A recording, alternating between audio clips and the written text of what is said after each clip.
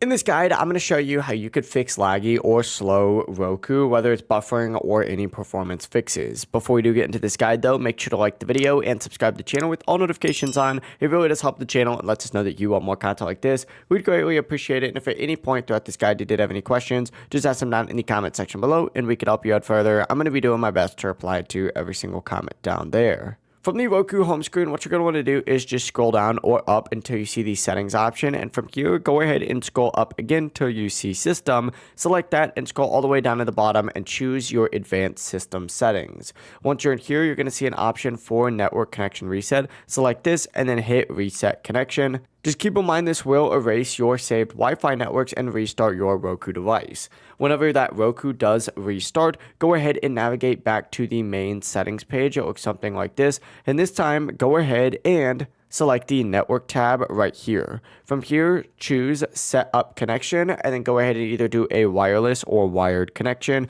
and then test your speed. If your Roku still feels slow, try moving it closer to your router if you are using Wi-Fi. If your model does support it though, also you could use a wired Ethernet connection because that'll greatly improve performance and reduce buffering. Another quick fix that I would recommend is power cycling both your Roku device and your internet router. You can unplug both of them from power for about 30 to 60 seconds and then plug them back in, and this can help resolve any network related shutdowns. Another thing that I would recommend doing is making sure that you always have your internet connected to your Roku device, because Roku devices automatically update whenever it is connected to the internet. So just keeping your device updated can improve your performance and help reduce lag. It really is as simple as that though. That is how you could fix buffering and slow performance here on a Roku device. If this guide did help you out, make sure to like the video and subscribe to the channel with all notifications on. It really does help the channel and lets us know that you want more content like this. We'd greatly appreciate it. Have a great rest of your day though.